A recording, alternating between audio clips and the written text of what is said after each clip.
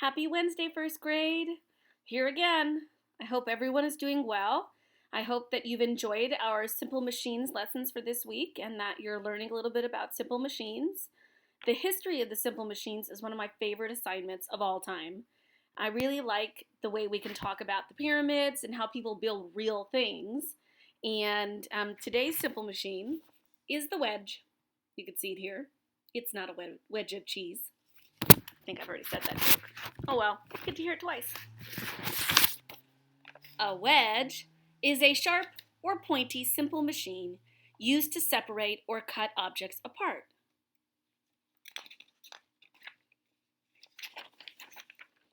Wedges are often used to split hard, solid objects apart, such as wood, rocks, and ice. A wedge can also be used to cut items such as paper and food. What simple machine wedge do we use in the classroom to cut our paper?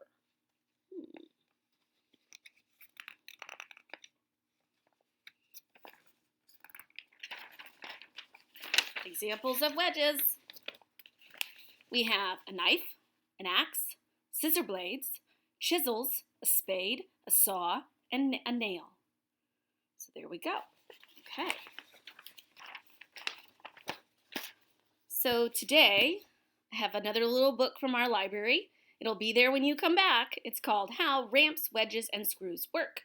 And you can see, I like that. They're on one of my favorite carnival rides, the slide.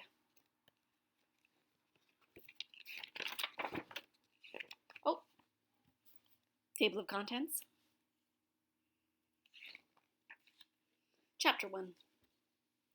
The world of inclined planes. Do you know what a plane is? No, not the kind that flies. A plane can be any flat surface. An inclined plane is one that is slanted at an angle, like a hill. Ramps, wedges, and screws are all inclined planes. They help people do different jobs. A ramp lets people move things more easily. A wedge can split things apart. Screws flatten things together. This road is a ramp. Cars travel upward gradually. Traveling this way takes less work. Okay, I'm going to pause my book for a moment.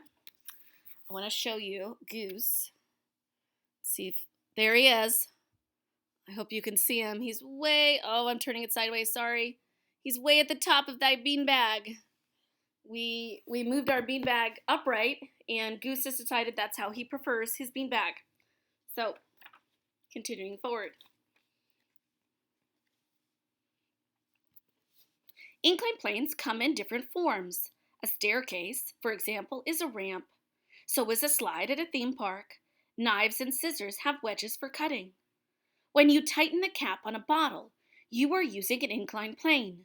The screw on top has a ramp on it. You can see it located inside. Chapter 2.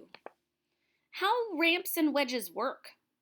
Imagine you must put a heavy box into a truck. The box is a load. The truck is high off the ground, and it is hard to lift the box that high or lift the load. So you find a long board. One end rests on the truck and the other rests on the ground. The board is now a ramp. Using the ramp, you raise the box a little at a time. The box travels farther than if you lifted it straight up, but lifting it is much easier. You use much less effort over a longer distance. Take a look at that. He looks much more comfortable here. A wedge is two inclined planes. It can help split things. An axe is a wedge. It can split a log. As the axe goes in, the two inclined planes create a sideways force. They push apart the log.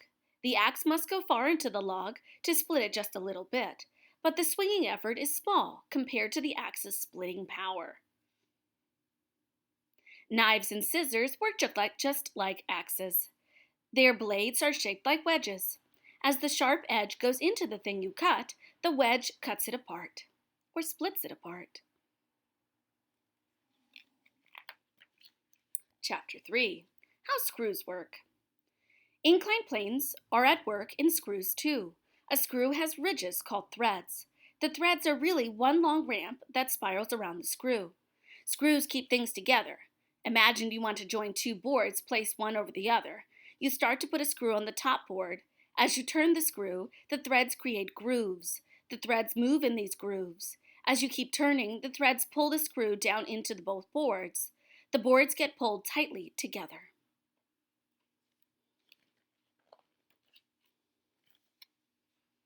It usually takes many turns to get the screw in. The threads are a long ramp. They add distance to the effort because they spiral around and around the screw. With just a little turning effort, however, you get a lot of pulling force. Again, you use less effort over a longer distance.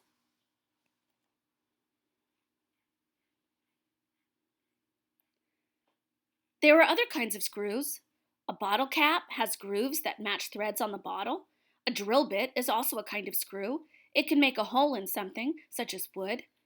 As the tip cuts through the wood, the rest of the drill bit pulls the wood out.